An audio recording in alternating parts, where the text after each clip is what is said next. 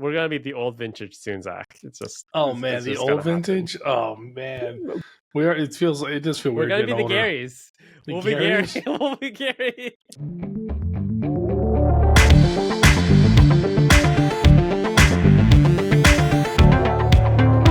All right, welcome, ladies and gentlemen, to episode 15 of the NextGen TCG podcast. My name is Tetra Ninja, also known as Nick. As always, I have my co-host Zach Browning, Gem Mint Pokemon, with us, and he's back at home now. So, how does it feel to be back at home, sleeping in your own bed? Feels weird to sleep in my own bed, man. I mean, you get used to like a hotel, like changing the sheets every now and then you get home and it's like, I need to do laundry. Like, you got stuff to do. We got errands to run. So it definitely feels weird to be back home. And just here we go. I'm ready to go again. It's one of my biggest pet peeves of traveling because I travel, well, pre-COVID anyways. Like most people, I was like traveling. I remember like 1 month I had went to the West Coast like 5 times in 1 month. It was just ridiculous amount of travel, like 5 times in 1 month. So that I was going to San Francisco and LA a bunch of times, and I just like it just made me hate sitting in an airplane. What's worse is the flight home because of the time change difference of going forward in time. But the biggest thing was the bed, just like sleeping in a different bed. So my wife and I invested in a good bed, and no hotel one has ever lived up to that. What's it like? Like you were there. How long were you on the road for? Like a straight week there? Almost 3 weeks. 2 man. weeks? It was like 2 weeks 3 and weeks? 5 days. Yeah. Then we did 2 weeks in Dallas. Then we did a 3-day weekend in Houston. One of my good buddies, Nick, goes with Gem Mint Collectors, had a Airbnb, or he had a townhome for us to stay in, 6-bedroom townhome. And he and a couple other collectors, we all got together and just, got to stay there. And it was fun because you'd come back, have a good time with the boys. But hotel life is, you get kind of used to what you can and can't do. You kind of have a routine. Like some places have good breakfast. Some places you can hear the people next to you talk, and so picking the right hotel or good hotel is always tough. Talk. Yeah. Well, dude, I kid you not, man. I was so tired when I got back. I would just knock right out. And it's like, all right, you got to go again. Got to do it again the next day. Okay, this is relevant. Because there are some people who are thinking about doing Pokemon full-time. So since you're literally doing Pokemon full-time, give people the daily breakdown. Like give me your daily. What's it like? Like in a hotel, what's the situation? Just so people can fully understand what the grind is all about. Oh man, I got these weird little quirks too. Like wake up at 6, you hop on your phone for like probably half an hour just to catch up with messages, send people pings. Take a shower, walking out of the hotel room, probably 7:15 a.m. Pop downstairs. If I have time, I'll grab breakfast. And I got to the point that I was eating breakfast like 5 minutes, downstairs. And, it's, if you stay at hotels enough, a lot of times they'll comp you breakfast, get it for free. And then they had complimentary like snacks and food and beverage. So I'd grab like 2 waters, throw in the backpack. We had security on site. And so I had made sure I was there before security. I'd unlock the building, put the alarm in, the alarm code, whatever, to deactivate it. Security would come in. We turn all the lights on. As people came in, you had to check, make sure they're there the whole time. Sometimes we have people not show up. Some people show up late, and I'm a big believer you never want to be late twice. So if you're running late, just take your time. Don't rush. Don't need to get in a wreck. Just when you get here, let's get ready to work. And then you always just want to take care of people. So, throughout the day, I'd always check in on people, 3 or 4 times. Hey, how's it going? Anything I do for you? Are you noticing anything? How's the product going? Any concerns, just that.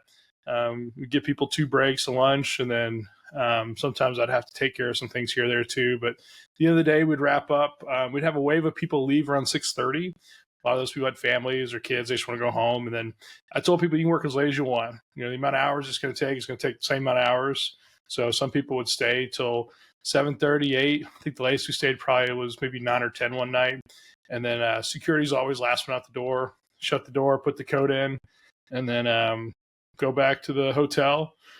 Always made sure every time I'd get back, I'd brush teeth, maybe take a quick shower, then lay in bed. And I was in one of those rooms with 2 queen beds. So I would like rotate. It's like clean sheets this night, clean sheets that night. And I had 2 suitcases. So I did laundry once. That was fun. But that was like the every day for 2 weeks straight. How's your bed fort built-in game? Good? Bed fort? Like between the 2 beds? Like, what do you mean? Like Are you good at making a fort on your bed with all the pillows and the cushions? You didn't do that? You've never done that? Well, when I You was a didn't have a kid, childhood? I would like when I was a kid, you do like the pillows, maybe in the arms and the legs, this and that. But like now as an adult, I just like try to get enough cushion behind your head that you can actually prop up a little bit. And then it's like I fall asleep in like 2 seconds. So like I lay down and I am Me just too. gone. Yeah. Um, It's very annoying for my wife because like females generally have a harder time falling asleep, and like she tells me like, I was in the middle of talking to you last night, and then all of a sudden like I just hear you snoring and, like you're obviously not listening to me anymore. I was like, I don't know what you're talking about. my dude, my school teacher said that I could have joined the military because I was able to basically I like I was one of those people who sometimes fell asleep in class. oh Um, my I gosh. remember one time I fell asleep in like English class, and then like I ripped like the loudest fart in my sleep, and like it was so loud that like it actually woke me up. So I just woke up to like the entire class just like laughing at me. It was like it was like one of the most I don't know, it wasn't too bad. But it was just I wasn't like totally embarrassed. I was like, whatever, what happened? Yeah, that's glad to have you back. Glad that you made it back to Nashville in one piece. Um, getting you're about to pack your parka though, because next week I think or the week after you're coming up to Toronto to visit me. Hmm. Uh, we're gonna paint the town. Uh, we'll take Take the you town around, do the ride. tourist thing. We'll take you out for some nice dinners. Maybe go see Niagara Falls. Have a good time. Maybe meet up with some other E4 members, local E4 members that you probably have met in the past already. But I think we're gonna have a good time.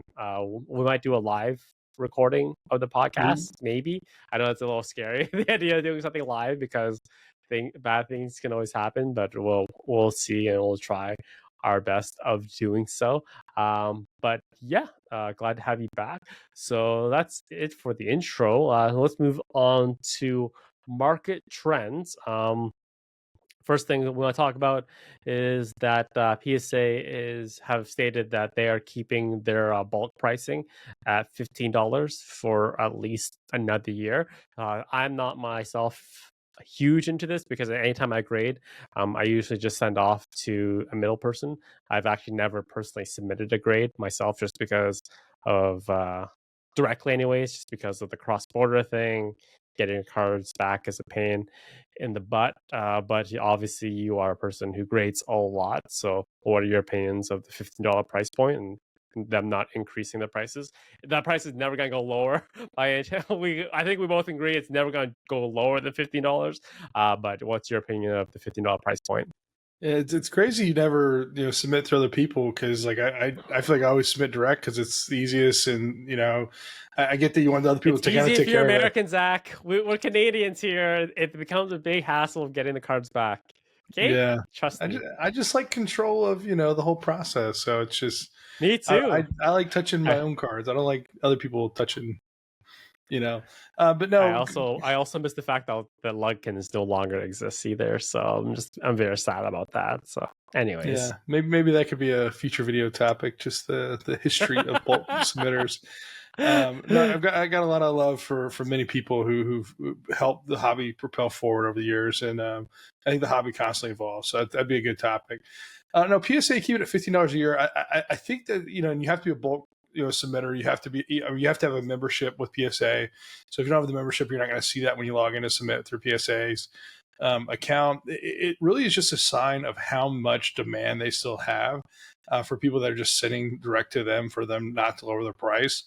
I've thought a lot about this, and just when you see the competitors and you see kind of where the market's going, the industry's going, and it's really hard for that entry level collector, that value collector, to hop in and get and grade their own card at a price that is tough because there's so many people that are submitting. Now, granted, these are not all Pokemon, these are not all TCG. A lot of these people are sports. But when PSA, they say, hey, we've got this volume coming in the door. Like, if we lower our price, we're just going to get more volume that we can't support. And when we had a backlog, it hurt our brand, it hurt this and that, and then it was a negative for the company. So to me, it just shows that They want to maintain kind of their service levels. They want to maintain kind of the turnaround time. But at the same time, I really would like to see $12 a card, $10 a card. Like, I think that there's things that PSA is missing out on by not offering that price point. I think when you look at, like last week we talked about the evolution of the hobby and the live streaming component. Most of those people are not the everyday collector. They're the casual person that just wants to hop and get something cool.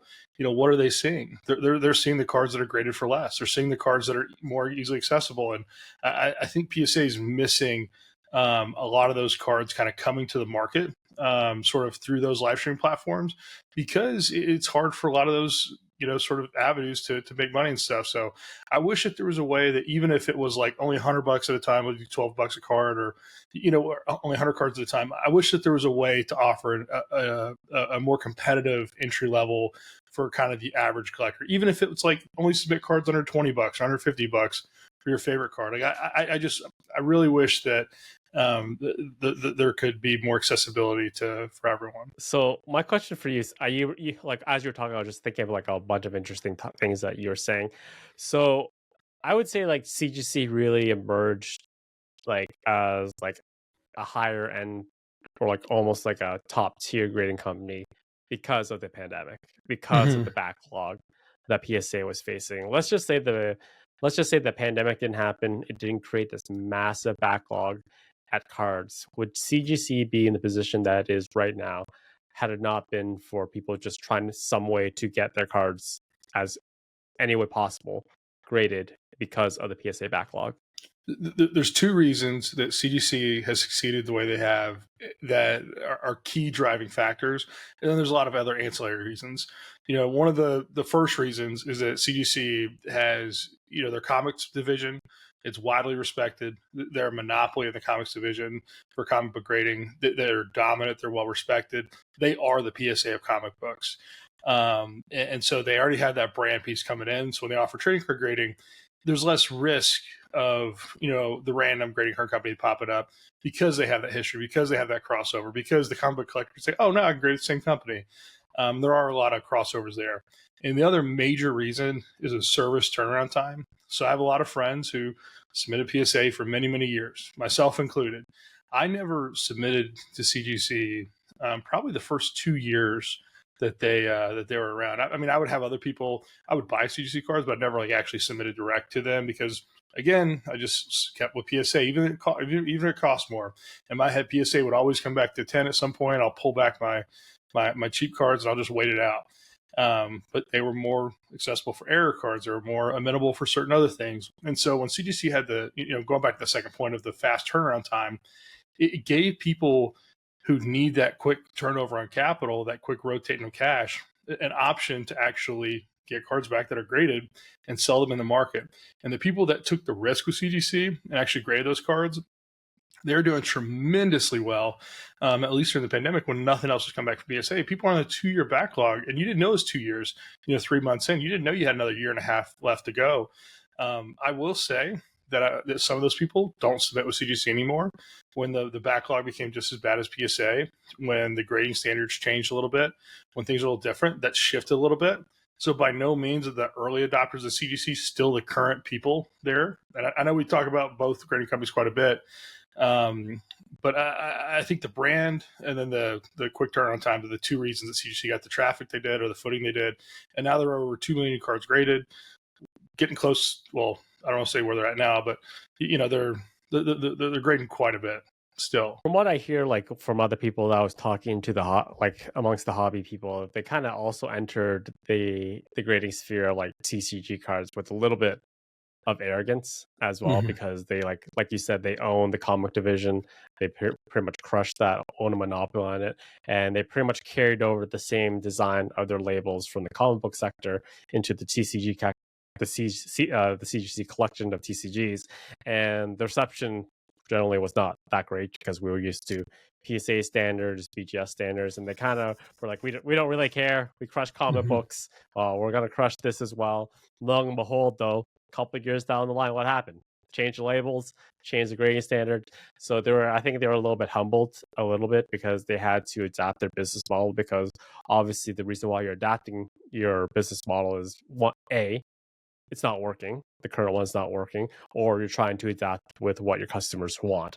And it seems like they got enough feedback from the general population that the old blue labels not working for a lot of collectors. So we got to do something different. Yeah, and I know we talk a lot about CGC here, and I don't want people to think like I don't care about PSA anymore, this or that, because like I truly, still love PSA, still submit through them, still have a lot of activity through them. But most of the high end cards that I bought were already graded PSA 10s. It was difficult to grade the card you want in a 10, at least to find it raw, this or that. And a lot of my PSA activity was the lower value cards trying to build sets. And right now, that's just not accessible because if PSA, like let's say I have 5,000 non-hollow like WotC cards I want to grade since pre-pandemic, and if they were to Mhm. lower their price by $1, it would save me $5,000. And so I don't need those cards ready today. They're for me. They're not for sale. And so by waiting another 5 years to see if PSA reduces their price to $13 or $12, it's literally like an extra $10,000 I would save. That it's just it's one of those things. It's like I wish we could talk more about what PSA is doing, and I don't want to just push CGC to the front, like because Tetra, you have almost 100% PSA collection, correct? Yeah, Yeah, yeah. but I don't have any. I actually I've held a BGS card in my hand, but I've never held a CGC card in my yeah, hand. I'm actually looking at purchasing a pristine 10 of a card that I've been eyeing for a long time. Just because, not only because I think that I like the card that's in the case, but I kind of just want the experience of yeah, feeling what, because you've shown me a pristine card over the camera. It looks hmm super cool. I love the label. I love very the cool. texture foil, but it's just like it's the first time because a person doesn't really when you talk to people who are entering the hobby, a person doesn't fully usually understand the value or um, just like the experience of holding a card. They can't understand the experience of holding a graded card in the hand until they actually do it. And then when that happens, it kind of just like clicks and they understand, wow, this is a graded card. I have a general idea of its overall condition. I hmm can look online to get a general range of how much value this number is going to give me, and just everything just it kind of is like a light bulb moment when you pick up your very first graded card. I know some people who hate graded cards. I know our friend Rattle like absolutely hates graded cards. He prefers cards to either stay loose or in binders. But there's inherent value obviously in graded cards, and that's why I kind of want to experience what a CGC pristine feels like in my hand. So you haven't graded. First off, like how do you when you submit a card? Do you like pre-grade everything? Do you do like or do you do the PokeRef thing and you just open a ton of vintage and then you just submit it all and if it comes back at 10, it comes back at 10? Because that's what he does. I built like the majority of my Neo Destiny like master set, like I picked up like a lot of big uncommons and commons from him, and then like he just told me it's like, yeah, I don't pre-grade, man. I just I don't have time for that. I just set it in. If it comes back at 10, it comes back at 10. If it doesn't, then it's whatever. So would you obviously maybe at $15 now you would have to pre-grade everything? I mean, I still do, regardless of how much it costs. But it comes back to like cost of your time. For PokeRev, it's like, hey, I could look at these cards, or I could just send them off, and like, what's your time worth? And his time is worth so much more, today than it was, probably when, Well, this was pre YouTube PokeRev yeah, though. This was OG yeah. PokeRev, So OG poker app before it became YouTube famous, right? So Nick I don't know before how he was much his time married, was worth at the moment.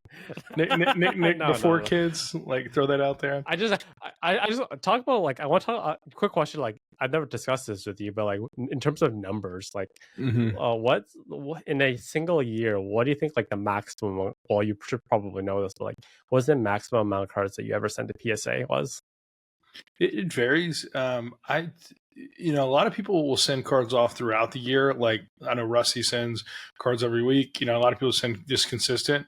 But a lot of times, what I do is I get so busy with work or this and that, or I mean, I'm not in healthcare anymore, but it would get to the point that I have like a PSA like month or something, where most of my submissions would all go off at the same time. And like I would literally have a month where I'd send off like 20 or 30 subs, like 100 card plus each. and then they would just come back over a year. Like some would come back in a month, some would come back in 2 months, and they would just periodically just show up at the door. And sometimes you get 4 or 5, which is kind of cool.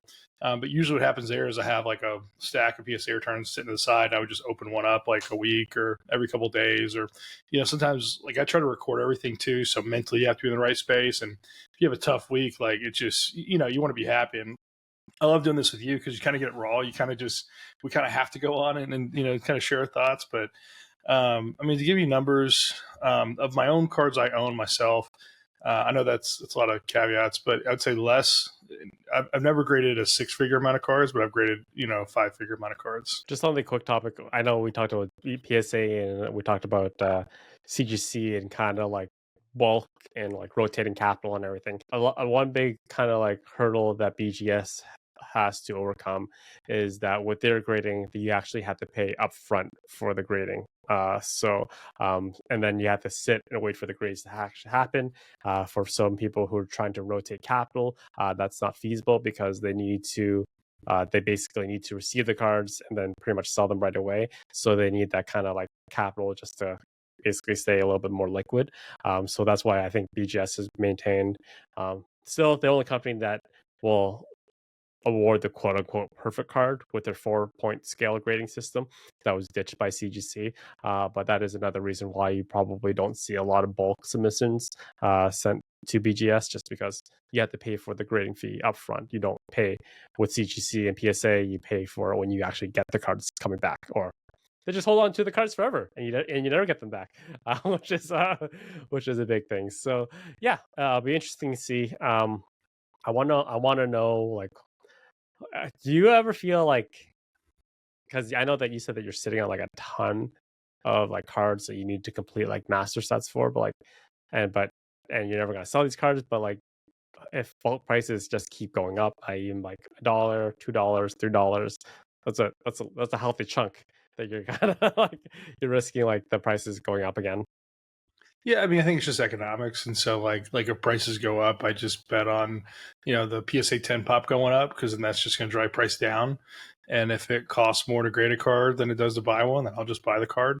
I remember, if you remember when some people just auctioned 10s off left and right, kind of before the boom, and it's like you could buy rares for $15, $20, PSA 10, first edition. And I know you were picking up your sets like left and right then, and your cost per card was crazy. Well, it's like you just had so much volume and so much of the PSA 10 pop like hitting the market at the same time, it just couldn't be absorbed. And so like if prices go up, you really just got to bet on the economics sort of working itself out. Now, prices go up and the price, let's say the price to grade goes up and the population of the card goes up, and those prices sort of maintain the price of the card in the secondary market. That means the hobby's growing. That's a really good thing. And sometimes it's not necessarily a big deal as to what you pay for the card if all the other relative factors in the hobby are accelerating as well. Because I might pay more for that random uncommon from Gym Heroes that I need, but at the same time, I probably have 50 other cards in Gym Heroes already owned that are also increasing in value. So it's kind of like a net. It kind of balances itself out. So it's not always a bad thing if you look at the bigger picture. Anyways, all right. So PSA holding steady at $15 for another year on bulk. So we also had the release of Pokemon's Modern. Modern? You love Modern? We love What Modern is that word? here. Do we know that word? People always accuse us of being modern haters, but we had a new set that came out last week, Paradox Rift. First off, I'm gonna do this every single time a new card comes out, a new set comes out in Modern. We each choose a card from the set that is our favorite. I'm gonna go with the 199. I think the 199 Groudon. Beautiful card, full art card. He's kind of sitting in the back with like standing on molten lava. I'm very curious though. I don't understand how you like release one if you have like a legendary and they're like you tie in. There's like a direct another legendary that's supposed to be there. There's like no Kyogre in this set. It just is a missed opportunity in my personal opinion. But I really like the Kyogre as well as the Fractal Garchomp in that set on the secret rare. I think that's a pretty awesome looking card. What is your favorite card from that set? Dude, there's so many cool cards. Pokemon keeps crushing it. I mean, these arts, the full art, just the detail there. It's like you're buying a painting when you pull one of these cards out of a pack. I'm going to go a little curveball here and probably say a card a lot of people probably aren't going to guess and go with the Loudred, the card number 212. And so it reminds me of Rugrats back in the day, like Nickelodeon. It's got the blue, the yellow, feels like Jolteon. It's kind of weird, kind of crazy, feels like a comic book card. But it's just, it seems like different. And it's like, so I don't know, kind of interesting. So I'm just going to go with that one for this week. One thing that we had to like really brainstorm on this, like for some reason I got like a lot of Delta Species vibes from some of the card art. So I don't know why, because Delta Species, I'm aware of those, like when Pokemon actually for some reason they gave Pokemon two different types. So some of the artworks, they were kind of reminiscent of like there's like the Pokemon has like a different element going on based on how they're designed and illustrated. So it kind of gave me those types of vibes as well. General thoughts on the set itself. Not. It just seems like okay. Go for it. Go for it.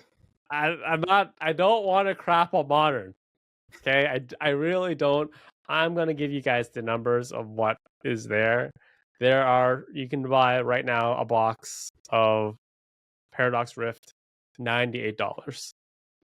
Well below MSRP, barely like breaking even on distributor pricing. It just seems that anything basically, everyone knew 151 was going to do well, just because it's literally 151, the original 151 Pokemon. Everyone knew that set was going to do extremely well, but it's just like, I'm gonna say it's a, like in terms of like value, it seems like it's kind of a stinker set. In terms of like just hype and popularity. I don't know, thoughts, opinions. I mean, I mean, there's so many cards you can pull. I mean, the sets, you know, and I know we'll talk about this a little bit later, but you know, first set base, you got 16 hollows. You know, this you have so many cards, and it takes so long to pull all the cards. And yeah, there's a lot of cool cards here and there, but at the same time, when the price comes out to be like this, it basically tells you that the market's not absorbing it as fast. It also probably tells you that the singles prices on cards are probably a little bit lower. And so if a set kind of price is a little bit higher, you probably have better hits. People are probably cracking product more so in the store to sell the singles. Whereas this, it's kind of saying like, hey, you crack a box and you're probably like not really getting your money back, even if you're buying it wholesale. That Groudon we talked about earlier is a beautiful card. It's trending up. I know someone bought one this weekend for under $10 at the show. It was like a steal. Just how beautiful that card is.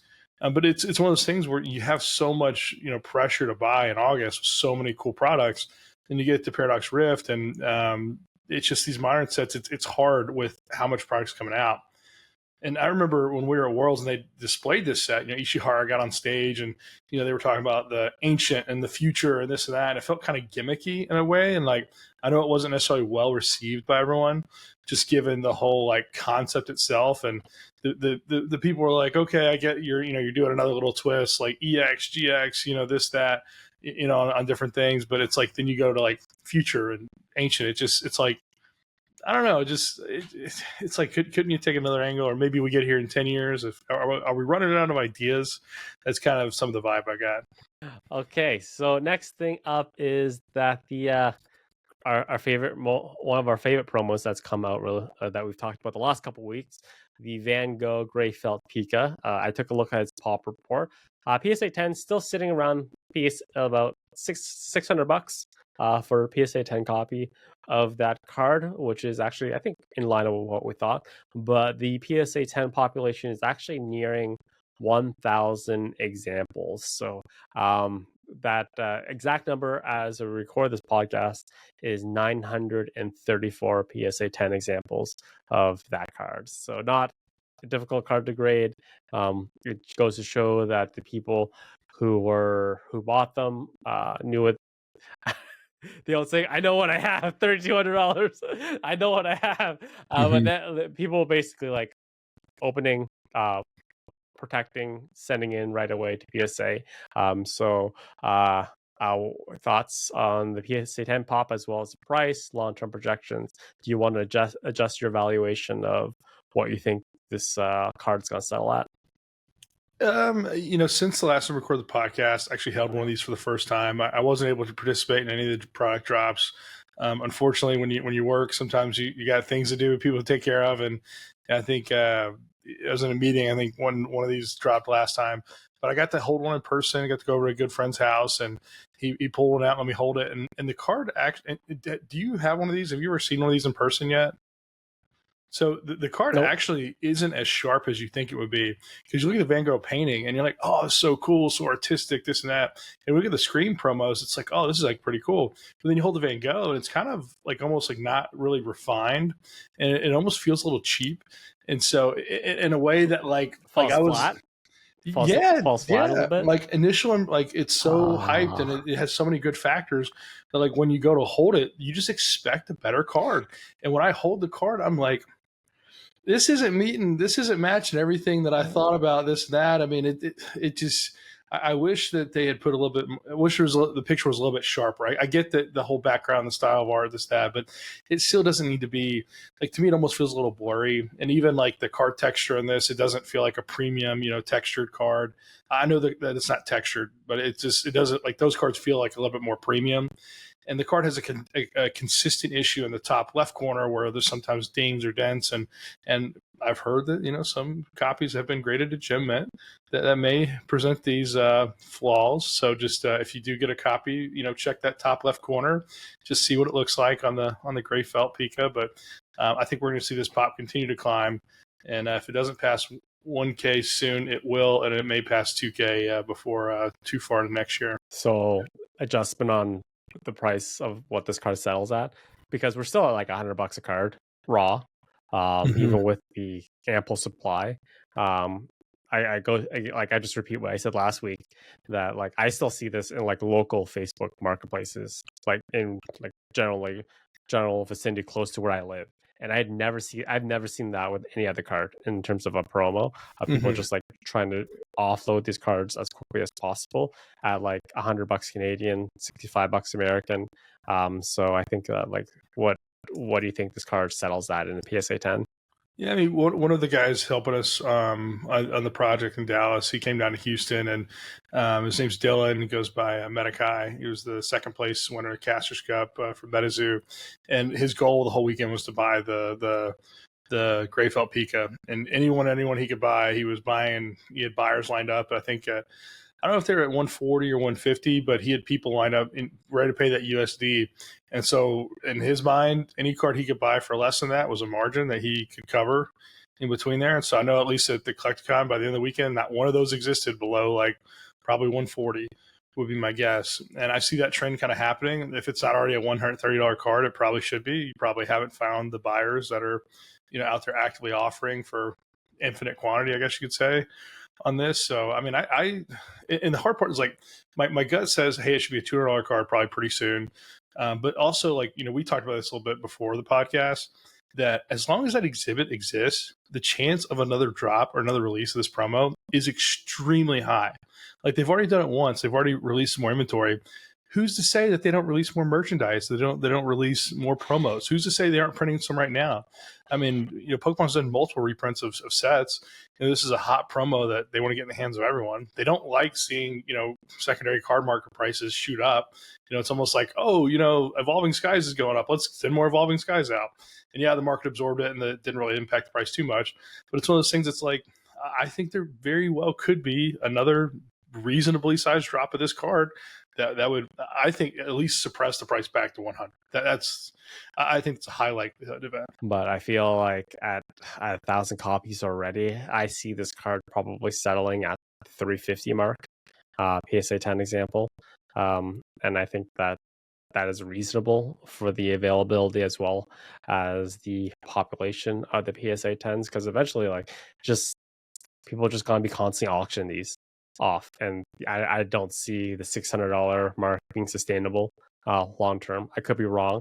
I'm just going on based on what I've seen in the past. So I think it settles probably around 300, 350, and I think that's probably the price that I'm going to buy in at eventually. Keep in mind, we're only like a month and a half since its initial release, and we're gonna it's probably a ton more. That population is just going to continue to climb. So yeah, so Yeah. I think that's a good price for it. I think I'm trying to think of popular cards that have like lost their allure due to like scarcity or rarity type thing. Like I think of the Shining, Charizard VMAX. It was like $250 card. It's gotten dropped down to 200. I think of Celebrations Charizard PSA 10. It's like 250. It's kind of dropped down like 200 or so. Card everyone wants, a card that the market can support like thousands of PSA 10 copies of. And it's one of those that like depending on how high the pop goes, it's like what's the market's like taste to absorb. And I don't know. It's like I think you hit it around the head, but I'm just trying to think of other examples where cards meet all the right factors, but like just kind of just continue to fall over time. It's who knows? We're all taking guesses here. As we discussed last week, the Japanese market better absorbs cards than the English market. So if you haven't watched that last podcast, I suggest you check that out. Episode 14 was a banger. So let's move into some more of a vintage stuff. One of the biggest cards that even when I was in the hobby that just never showed up was the PSA 10 example of the Gold Star Torchic, which was hard grade. One recently auctioned this past week for 37.6K. We briefly have talked about gold stars in the past. I think that we talked about there was kind of like a race to complete the master set of the entire gold star collection, and the biggest one, which was Pop Zero for a longest time, was the Pop Series. I think it's the Pop Series Espeon that people were trying to finish off, and then once basically that race ended, then all the gold stars kind of hit the market at the same time. Overall thoughts, basically 38,000 for the Gold Star Torchic. The Gold Star Torchic being in that 37.6K range, it falls right where expected. I would think 35 would be kind of a low, 40, 42, maybe a high. It's been consistent over the years where people with it just don't really want to give up on price, and the people that need it have been willing to kind of pay that price over time. It's not the highest sale this year. The highest sale was a private sale from a good friend of mine. And that's the other thing is like, I know I can't share that sale because it's I've kind of sworn oath this and that, but it's you get more transparency at the public auction. And so I know that there were two buyers in the private, and then maybe one of them, the guy that lost out, may have got this for a better price. So you never know. But this wasn't the highest gold star sale this week, which was the Latias, which sold for a little over 38K, which is kind of nuts. And that's a card that has traditionally been that 15 to 20K range. And I think, one may have been 25, 30 recently. So see that pop up to 38 was like a 20 or 30% jump, which is kind of insane. It kind of goes to show that like sometimes auctions do set records. And while, if a card's unavailable, you kind of just leave it up to the bidders to go for it. And you have to have those auctions kind of come up every now and then and show that growth. But it's one of those things that's just like no one expected that. That's kind of a little above where we thought it'd be. And I thought that was a little bit more surprising. I thought the Torchic being consistent kind of shows strength in the hobby. And then the Latias sale, I always get Latias mixed up. Brother, sister, it's there. So hard. Yeah, no, blue or pink, and it's that was strong. So the next card I have vested interest in because I want to know what its line of cards is worth long-term projection wise, and that is SM Pratt, our boy SM Pratt. He auctioned his Master Scroll on PWCC, so shout outs. Finished off at 19.8.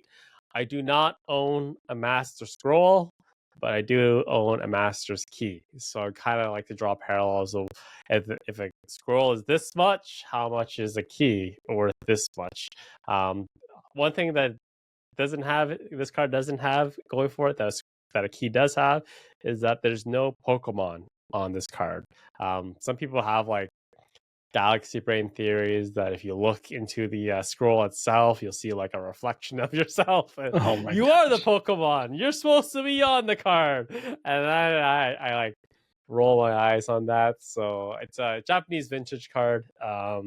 Pretty high end. Thoughts? What are your thoughts on the Daisuke scroll finishing off at close to 20,000? I just hear scrolls out. That's all I hear anytime I see a scroll. Is all the people with the scroll are just excited to see some action. And so it's not something I collected, but it's always exciting to see things like that do well because so many friends, I've been a scroll owner, here, there, everywhere. So congrats on the 19.8K sale. I actually probably thought it was, if I were to like do a pre-auction prediction, I probably would have put it around like the $15,000 mark. So I think it did $5,000, basically more than what I expected. But yeah. All right, so moving into another kind of modern day English card. Not modern, but it's kind of borderline vintage. We also had the auction of Art Academy Business Suit Pika, PSA 9 example, finishing off at 19. The reason why that I want to bring this up is because it kind of brings us into a section that we'll probably save for another topic during the week, is that some of the Art Academy cards, some of the ones that have been graded anyways, are extra copies. It's just a well-known fact because there are extra, like, one probably primary example is the Spacesuit Pikachu, one of the best cards in the entire hobby. Like one of my favorite cards ever. I love that card. But the seller or the winner of that card has never sold any cards whatsoever. She has kept all 100 to herself. More of just kind of like a philosophical thing of selling cards would probably bring bad luck. More of a superstitious thing, anyways. So she's never, the winner of that card has never sold any, but we've had graded copies hit the market, which basically means that the ones that hit the market are extra copies, but they're pretty much indistinguishable from the original source. So it is what it is. But what are your thoughts on Art Academy cards? What is your favorite Art Academy card? And what did you think of this last sale? I mean, they all have an interesting story because, like you said, some have never sold, some have sold. And one of my good friends, Sam, Chibi Collectibles, big Art Academy collector. He's got quite a few. He's built over the years, and he'll tell me some stories here or there, and you hear some sales. Some might be between 5 and 10K, and then some are like 50K. And I'm always like, well, why is this one 50K and this one's 5K if they're all have equal copies? And then you hear the backstory. It's like, oh, well, this one never sold, or oh, this was an extra copy, or this, that. And I've helped another friend, middle an Art Academy card, at Worlds. And so it's like you're kind of loosely familiar. And to me, it's always been, they've always priced pretty high compared to like the alternatives. And so you really have to like be a lover of like that era and a lover of like that Pokemon and like the story and this and that. And like really a believer in like the long-term, like low availability, the scarcity factor of it. And I think that they have, they have a lot of upside long term, especially if one can distinguish itself or differentiate itself. But like that 50K card, like maybe that, I don't want to be too ominous, but maybe that person, moves on and then her mom finds it and it's like, oh, wow, we could retire off, selling these for 10K each. Like that's awesome. And so it's like the narrative and the story can change over time, especially if the copies pop up. But I always like to share the story of Gary, and he would say, well, if you sell me 99 of them, I'll give you $10,000. And if you sell me all 100, I'll give you 12,000. And it's like, having control over the market, this and that is different, but then you just get into economics and market dynamics. But no, I think it's cool. I mean, it sounds in line with what I've heard before, and it's a Pikachu business suit. So awesome. Go Art Academy. I think it's got room to grow. That's kind of my thought when I see that sale. The only thing that when I think of Art Academy, the first thing that comes to my mind is E4 voice chat and Binks comes on. Man, we have to we're forced to relive this or rehear the story every single time of her efforts to try to collect an Art Academy Mew from the German winner. It's just like, Binks, we know. We heard the story already. We don't need to hear it again. Okay, let's just bury that one. A couple of other So we talked about like the fall of the Battle Day Lily as of late. So we actually had a couple of Battle Day cards. Battle Day Lily, man, she is rough right now. She is not. She is going through a battle herself. So a PSA, not PSA, a BGS 10. Triple tens, one subgrade of 9.5, finished off at $50,000. And where have we fallen? when PSA 10 examples were selling privately for like 120,000. So the Battle Day Lily, what do you think at 50K? Do you think that's the floor for this price? I mean, it feels like a discount. You tell me this price, 2, 3 months ago, and I'm like, oh my gosh, like someone got a steal. And I mean, if who knows, like the current price, the people who are in that market, a lot of them, still transact privately. You don't see all the public sales with these, and I think the buyers and sellers have all kind of found each other for this market. And so maybe they were just searching for PSA 10 and forgot to look up BGS 10 for this auction. I mean, maybe it's double the price of what it should be. I mean, it's just really hard to tell. I think everyone would say that the BGS 10 should sell for more than the PSA 10. So whatever the PSA 10 is today, I'd say it's probably less than 50K, unless someone really did get a pretty good deal. Oh dear, bad day for Lily. She is actually crying right now. Anyway, Oh, so we actually have another Battle Day card. We actually had to look at the pronunciation of this because I wasn't 100% sure, but the actual pronunciation is Acerola. Okay, I was gonna like completely butcher it. Acerola. It's Acerola. So the Battle Day Oh my god. oh A my Battle gosh. Day Acerola BGS Black Label. Black Label Quad 10. Beautiful. Yeah, anytime you get that Black Label, man. Finishing off at 68.6. So just basically summary, the time in which these cards were awarded. You got a mystery pack after the tournament. The mystery pack contained 1 of 3 cards. You have the infamous Battle Day Lily.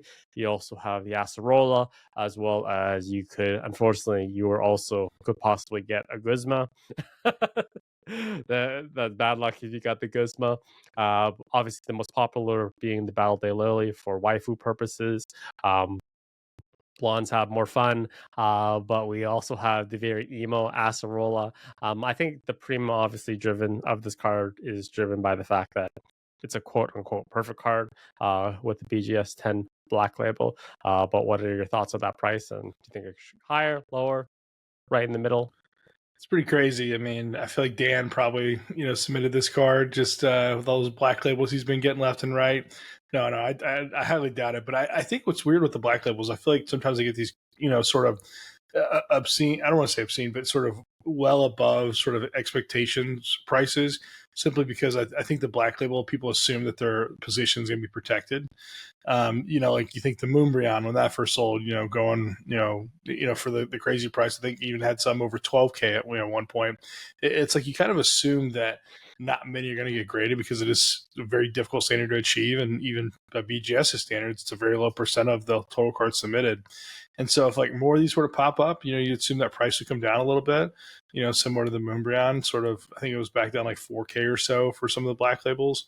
But this card hitting that 68, I mean, this is like wow, black label's hard to get. Someone wants a black label, they want one of the Battle Day cards and a top grade. It wouldn't surprise me if this card, being as old as it is, probably doesn't have too many more black labels pop up. So this definitely feels like someone chasing the best of the best for this particular copy. Age as well as honestly, it's a prize slash pseudo trophy card at this Yeah. price. I think we're hitting the trophy card range, so there's not nearly as many of them printed as there were Moonbryons. So just Yeah. grading, I'm not. you don't have as many to submit. Yeah, I'm not trying to compare it like directly to Moonbryon. I'm trying to compare like the black label like premium, like the black label allure, like the black label chase. And so it's like, how does this card hit 68K? Like only through a black label. I don't think it hits it with PSA 10. I don't think it hits it with BGS 10 maybe, but maybe there's a pop on the BGS 10. Mhm. Maybe it's not, pop 1 or 2. But I mean, I'm just, and probably the Moonbryon was a bad, sort of example, but I'm just kind of saying the black labels is how you get to this edge. And when you get to this price, like what keeps it, from being a 50K card or a 90K card, it's really just up to kind of the buying power of the people. Going back to last week's discussion of justification, any sort of justification you can get to that price, and I guess we'll see if it's paid. I mean, that's the other kind of point or caveat as well too. All right, so moving on to this week's main topic. The name of this episode is called The New Vintage, which is a complete minefield in itself when you try to break it down. So I want to talk about the generational gap that is eventually going to emerge out of this hobby. So you and me, we're in our 30s. We grew up when Pokemon TCG was released. we grew up with base set, first edition, unlimited shadowless. At around the end of the WotC era, I dabbled with Japanese promos a little bit as well as some of the earlier days Nintendo Holos, the Fire Red, around those era cards. But eventually, we're going to get even older. I'm sorry to tell you this, but we're gonna get older. No. So, but we also have an emerging market of the next generation of collectors who are being born in this era. So are they gonna basically not know about base set whatsoever, or and is there gonna kind of be like a heavier emphasis, let's just say, in the Sun and Moon era, the XY era, the Sword and Shield era? The reason I came up with this topic is because I have a niece and nephew around the ages of 5 to 7, and that's all they've known. They've only known the Sun and Moon era. They've only known the Sword and Shield era. They have never held a base set card in their hand whatsoever. I gifted them like a Southern Islands card one time, like a PSA 9 Southern Islands Mew or something like that. That is the only quote unquote WotC era card that they have ever held, but they don't know first edition base set Zard. So my question to you, like, what about the future generations? Is this going to be like a shift in mentality where vintage is not vintage anymore, just kind of like forgotten, and there's going to be like this quote unquote new vintage emerging? What are your thoughts? The new baby. I think it goes to one of those things. It's like what's your first memory of Pokemon? Like I know, like right now we're talking about the Exactly. kids. We're talking about the kids and like the generational gap and them, just loving Sun and Moon and Sword and Shield and kind of the current era. But there's also a lot of people that got back into the hobby that their first experience with Pokemon, was X and Y, Sword and Shield, Sun and Moon, and to them that is their base set.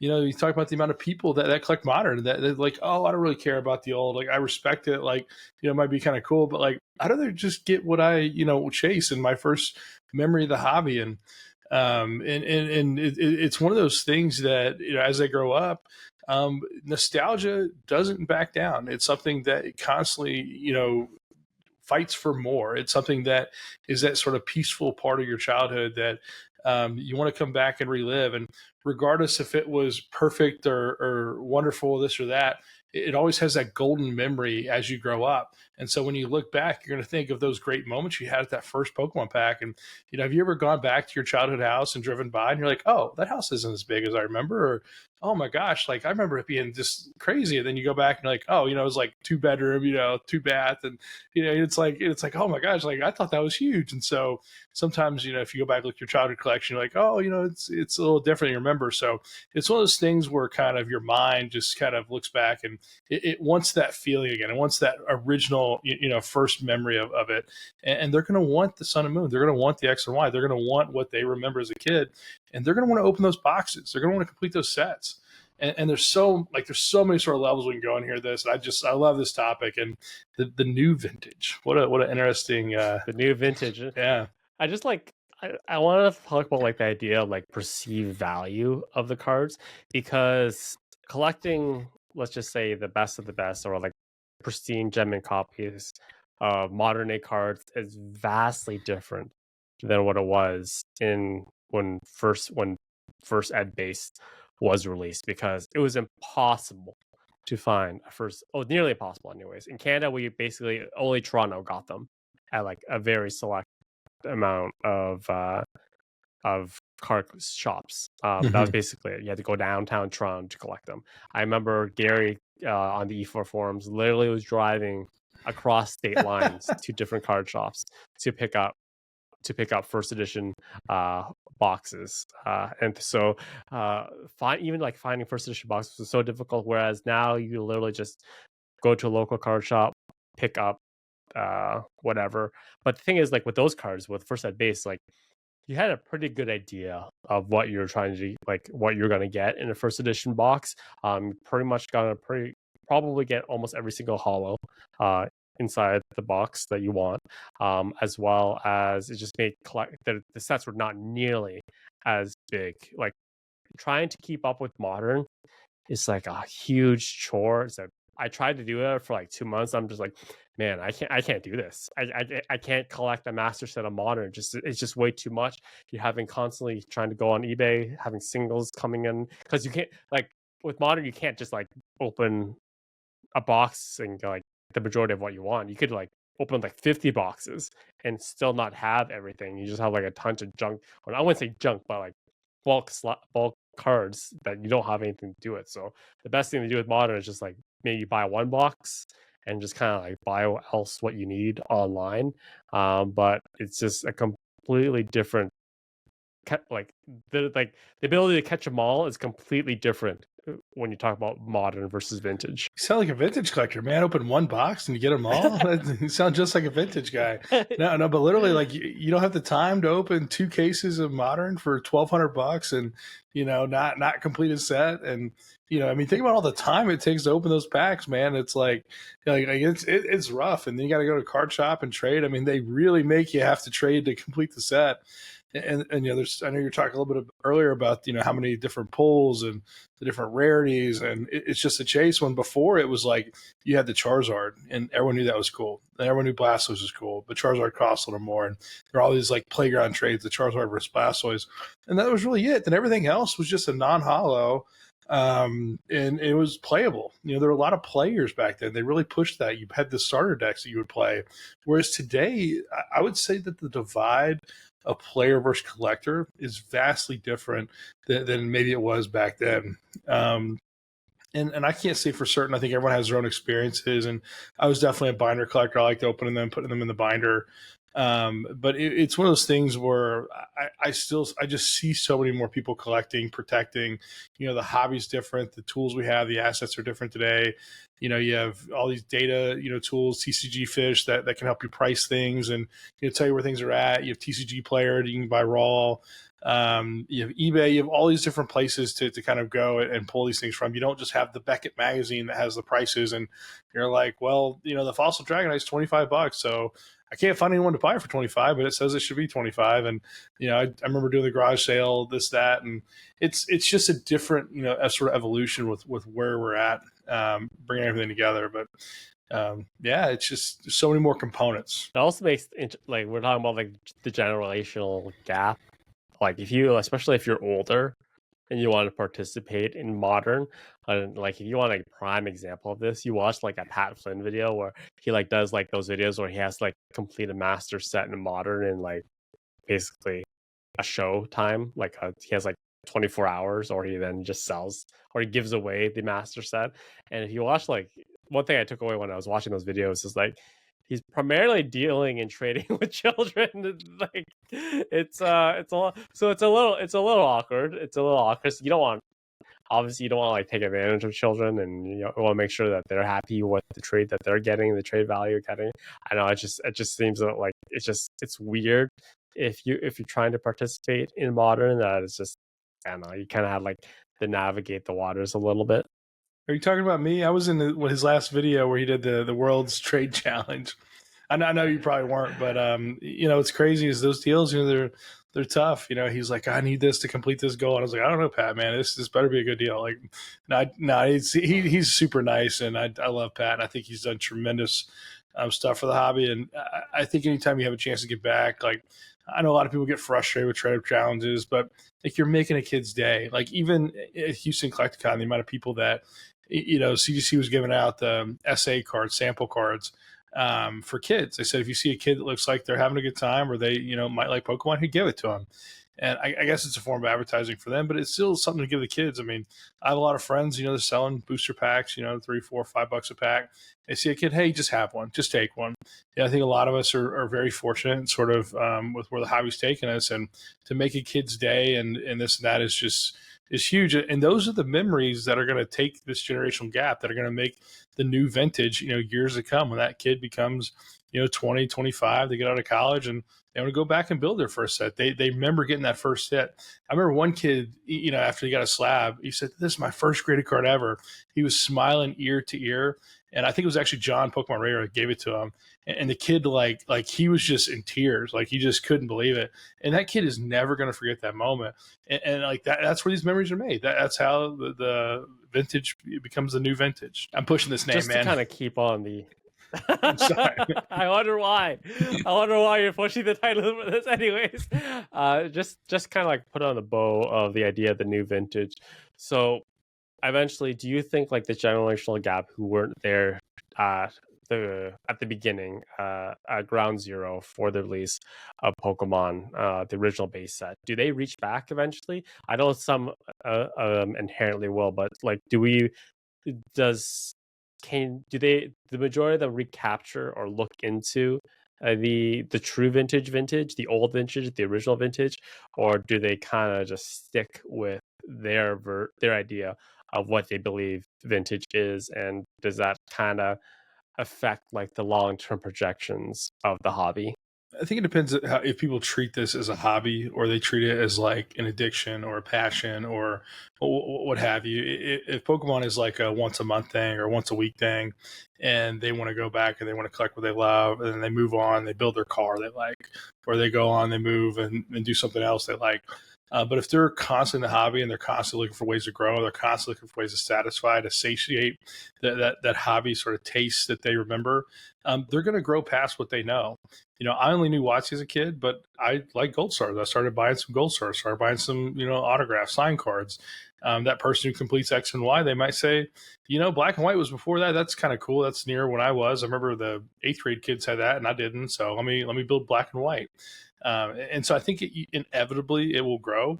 But it will grow only at sort of the capacity that person has to treat this as a hobby or sort of more of a, something maybe even bigger than a hobby, like a true just passion where it's their primary hobby. Maybe that's the right way to put it. Yeah, I'm gonna kind of recount a story that Mason, our friend Mason Campy, always likes to make fun of me and kind of he likes to poke me a little bit and just to I don't know, he likes to poke me eventually sometimes.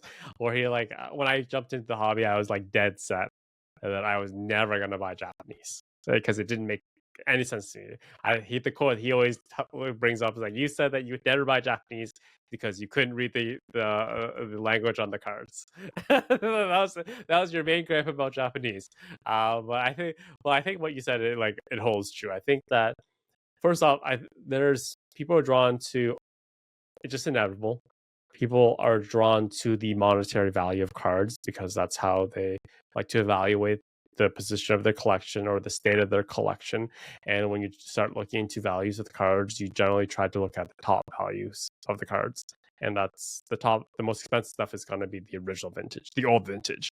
So, and then they're going to, and also what you said, like, I think you need to also, it kind of like separates the people who are just kind of like on the waters of participating versus the actual collectors. And then if you have an actual passion for collecting Pokemon, you just want to learn more. You constantly want to learn more, learn as much as you can, do your research. And I think that really what separates and kind of keeps the old vintage from just kind of staying relevant and kind of staying in the top, even though the new vintage will emerge eventually. So yeah. Mm-hmm. I think a few other market dynamics, as we're building this topic out, we kind of threw in there. What was, the hobby's different today in the sense that, like, how many people are going to throw out their Pokemon cards over the next like 5, 10, 20 years? I mean, think about how many of our friends you hear stories of, oh, my mom threw it out. Oh, they thought they were worthless. Oh, they're sticking around. And then there's been so many news articles, so many hype. I mean, just people who have the social presence to reach, billions of people, are in this hobby through and sort of communicated to the vast majority of people who buy these cards. Like, Hey, they're worth something. Don't throw them away. Hey, put them in a sleeve. Hey, protect them. And so it's like the market dynamics for like how these cards are going to sort of grow and last over time. I mean, we already talked about the PSA 10 pop reports just being massive, but somehow these prices are sustained to the point where a lot of them, will price above vintage, which still blows our minds, but it's the market reality. You can't fight the market, as Tetra mentioned earlier. And so it's like when you look 10, 15 years from now, and I assume most people aren't going to throw them out, they'll probably sell them or get their money back or cycle back to a card shop. It's eventually that, they're going to go through that cycle where these kids are going to get older and they're going to want to chase these. And it's just going to be a different sort of dynamic. And I don't know how it's going to play out, but I'm just trying to bring to light the factors to consider when, what's everything going to look like in 20 years. In this section of the podcast, we are going into Collector's Corner, where Tetra and I will show you a card of the week that we want to share. It's part of our collection, something cool we want to bust out just so you guys can learn a little bit more about us each week. And I usually like to do something that either just came in or something I may have picked up recently. And so my card of the week is an error card that a really good friend of mine, Harry, picked up in Houston at Collecticon, and he found it. He bought it. And I was like, oh, dude, man, that's so cool. He's like, oh, I got it for you, man. And we did a deal. And so really cool to see him. And the card is a dark Charizard with a very faint border. I've heard the term for this border called a couple different ways. It's like a peach border. And I'll give you an example card that you can see here. So you see the Dragonair. It's like a super faded sort of border. I have a couple of Pikachus with a peach border, but the cool part is it actually has a big yellow line sort of at the top up here. So it's like a printing sort of error. Where the yellow doesn't sort of fade in. It's literally just at the top, the border of the card, and it goes all around. So to find that on a Charizard is kind of crazy because usually I feel like you don't find them on the biggest cards. And then a lot of times you have to do a test with these cards. Usually if you see other yellow anywhere else in the card, that means it's not like sun faded. And there was another card we picked up that was sun faded. So you never know for sure, but I'll send this in to get graded or authenticated with CGC, and then they'll probably be able to tell really quick with their fancy machine they have. PSA 10 Dark Charizard was such a value buy if you're buying them at they were so cheap. Mm-hmm. they were like grossly undervalued for the longest time. I think they were around like 200 to 250 to 300. Mm-hmm. And I remember like Rusty doing a post that like he was literally buying them all around that price point, and he must have done extremely well. It was just that Dark Chart is good art. I know that Team Rocket, not the most popular set in the world, but you get a holo rare Charizard at $250. You are you're laughing, but another air card for our friend Zach. Of course. I love the Charizard's like turning his back, if you know what I mean. It's like he's like looking over his shoulder, and I always remember like watching Lion King.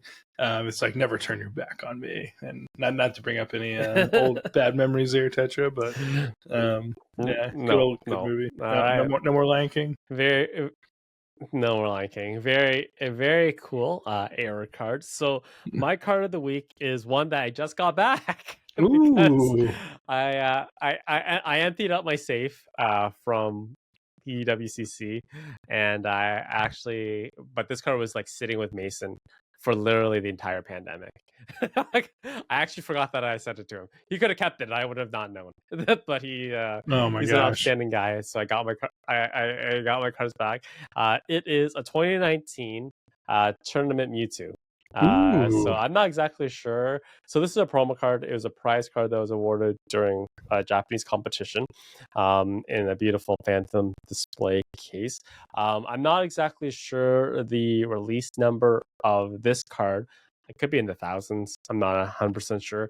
There is a hyper rare version of, or a rainbow version of this card with very limited quantities. I think the release numbers for the hyper rare is like 300, which is super low. So it was a winner's card. I think that card sells rare. That was during the height. I think that card was selling for about like 10,000 raw. On Yahoo Japan, which is just crazy for a raw card. But can't afford the hyper rare, so we get the normal participation one instead of the hyper rare. It's a really cool card. Nizu is always a fan favorite. I think it just overall has like some nice texture to it, somewhat some level of rarity. And I purchased it by myself on Macari, and Ooh. then I got it graded. I think Mason graded it for me as well. So it's one card that I didn't personally directly grade it myself, but I did buy it and then get it graded. So it's a fun card. I like it a lot. So what was your primary reason for buying the card? Was it like a good deal? Was it a chase card? Was it something you're looking for? Like what was your like primary thought? Honestly, it's just the pure fact that I thought the card looked really cool. I'm just like, Mhm. this card looks cool, man. It's on YouTube. It looks cool. There's a level of rarity to it. We talk about like finding ways to justify purchases. So I'm just like long-term projections. What I know about this hobby, I'll probably. I think I bought it for like $300, 300, Yeah. 400 bucks. So what I know of the hobby, I'm probably gonna do well with it, especially if it grades a 10. But I just thought it's a damn good looking card, and I like it. So I'm just thinking, what did you buy over the rest of your Masaki set? I'm like, what did you pick out before completing the Masaki set, Tetra? all right, the final section of our podcast is Ask Nick and Zach, our viewer questions, where we take the questions from the community and answer them to the best of our capability. We actually only got questions from 2 different people this week. So as always, if you guys want to have your questions answered, I'll leave a question in the comment box below, as well as you can also slide into our DMs on Instagram as well. But the first question coming in from Polka Hood 6437. With the amount of vintage booster boxes and packs being opened through live streams and YouTubers or TikTok streamers, when do you think the amount of vintage seal will run out, and what prices will they reach? Man, great question. I think most of us thought they would have already run out given the amount that have been opened. As often as they have, it's like, where are all these boxes coming from? I can say with certainty there's a couple hordes of people that just have more boxes than you would expect, and they're smart enough that they're not going to fire sale it. And fire sale, I mean sell at 80% of market. They're going to wait for someone to pay them 100% of market and then have a breaker break it at 110, 120% of market. And people wanting to break boxes are just left and right happening nonstop. And the amount of people with 20K plus followers is pretty crazy these days. And with that many followers, it's just easy to find people that are willing to pay you for the experience. And it's just what vintage like streaming that is done is just it's really inflated sort of what the actual value you can obtain out of a box is. Now, I think the people that get burned are the people that open the packs and don't get a hit.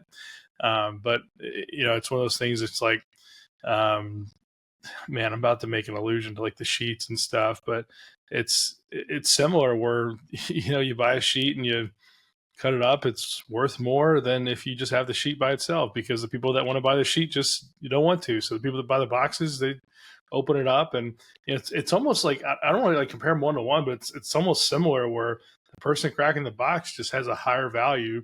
And as long as that's the case, these boxes are just going to keep popping out of the woodwork. And the amount that are out there through some of these larger sort of collections, they're just going to keep coming. I mean, you're going to see vintage boxes open for the next 10 years, at least a few new ones every year.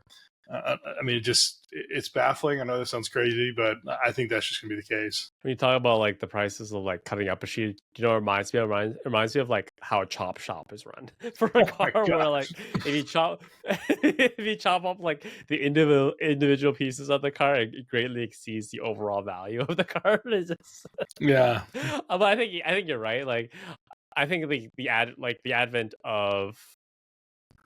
of streaming and being able to sell the packs to your viewers and your followers has really made it more possible to open more boxes, because before that it was either you've opened, I've seen your video, you've opened a first edition box on stream, but you kept all the cards. The cards went straight into your collection, so you had to kind of like run the risk of. I remember you bought the first edition box expecting to get Charizard in the box, and that's kind of how you justified the purchase of the box. Sadly, you did not get the Charizard. Your box is Solace Charizard. For that example, sorry to remind you. But like that like being able to sell those packs in a very fair manner that's without any shades with any shady business was not possible with the advent of like social media, TikTok, followers on Instagram, streamers and stuff. Now if you open a box, people just come to watch the box opening, even though Logan Paul's first box opening video was so much more successful than his first box video opening video, but he has the option to recoup money by just selling the packs, and people come to watch the packs being opened. They're designated to a specific purchaser in the live stream. And they say, "This is your pack," but I get to open it basically. So it kind of takes away from the. I know you have a friend who wants his goal. One of his goals is just to have the experience of opening a first edition booster box. So you obviously don't have that ability. That experience is taken away from you. But the ability to recoup your money from opening a box is so much easier than it was several years ago. So like you said, there's just gonna be people gonna it's just gonna keep happening. And but like we said, eventually reaches a point where people don't want to open it just because the amount of steel product, we said it last episode, the amount of steel product, the market, the numbers, there's only one way. It only goes down. It doesn't go up. Which kind of ties into our next question coming in from Greg. Could TPC do a reprint of base set era booster boxes similar to the way Yu-Gi-Oh did recently, or would WotC have to be involved? I mean, they've reprinted, the base set and evolutions. They've reprinted, some of the artworks here and there. But if you look at any WotC card, what's at the very bottom? It says Wizards 1999. And you know what's crazy is Wizards isn't printing them anymore, unless some, crazy deal happens as that. So unfortunately, no. If they did decide to reprint them, it would not include the Wizards copyright.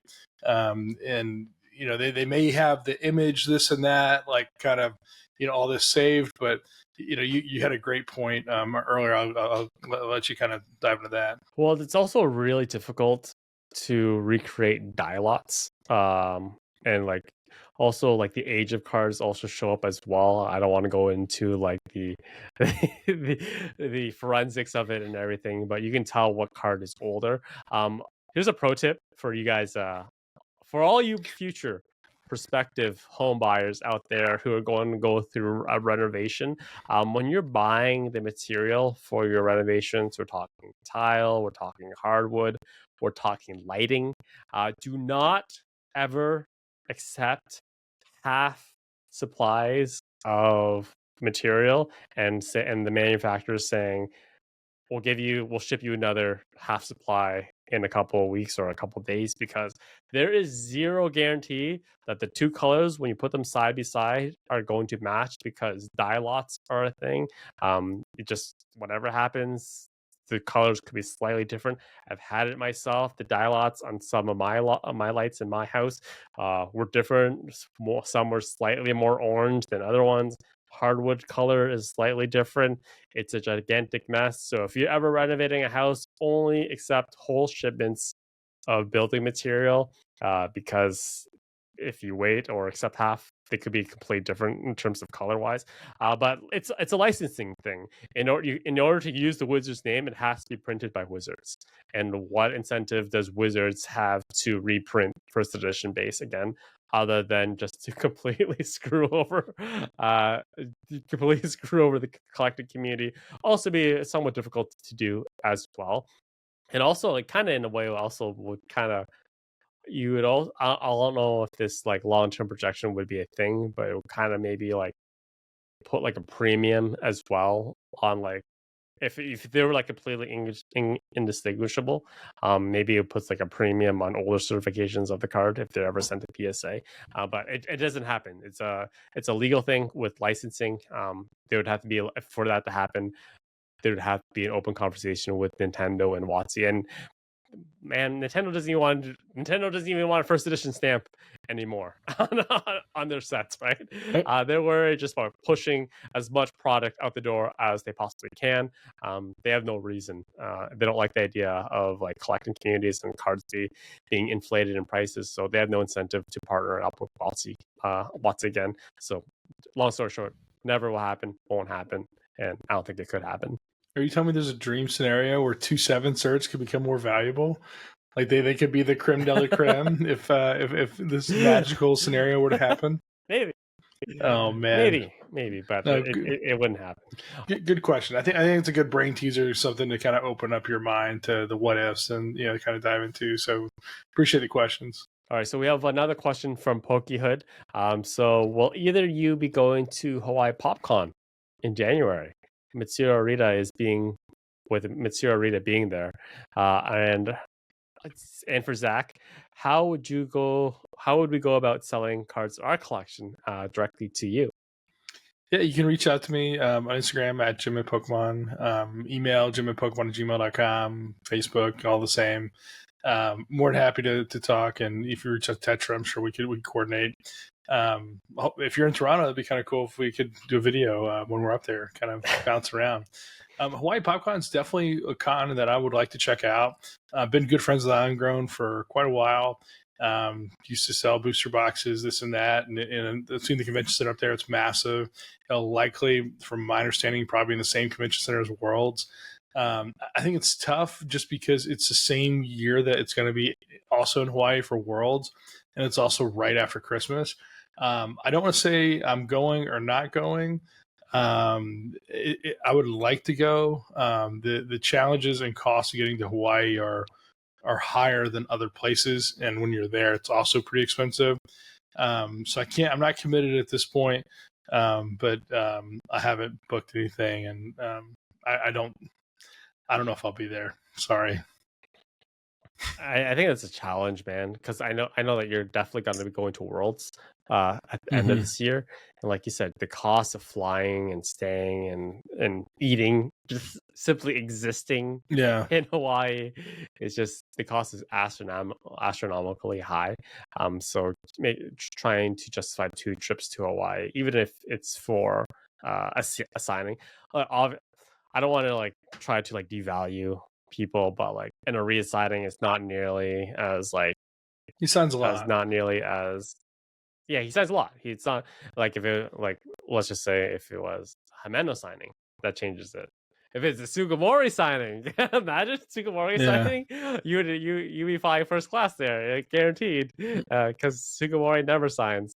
So I think like the artist as well, like depending on the artist, also has to be taken into account of just basically justifying a trip. It's all about this hobby. We in our heads, we find many ways to justify things, whether we're trying to buy a card or how we're building out our collections. There's always a justification for everything, that we kind of have to kind of do the balance in our brains of what's worth it and what's worth our time and hard-earned cash. And but that, ladies and gentlemen, comes to the close of NextGen TCG episode 15. The new vintage. We're gonna plug that name as much as we can. The new vintage versus the old vintage. It's gotta stick, and we're gonna be the old vintage soon, Zach. It's just the old vintage. Oh man, we are. It does feel weird. We're gonna be the Garys. We'll be Gary. We'll be Gary. I'd love to live a life as long as Gary, man. I mean, he's rocking out these days. He's shaking and making. He's moving well. He was having so much fun in Houston, just shaking hands with people. We got to see Twan, Kira, everyone there. I mean, Gary's just rocking out. So I think if we all get to live as long as Gary, I think we're doing something right. So I guess being the old vintage wouldn't be a bad play. It wouldn't be a bad play. So thank you guys so much for joining us this week. We'll be back hopefully next week or the week after for another episode. Leave us your questions if you have them, and we will see you guys next time. See you guys.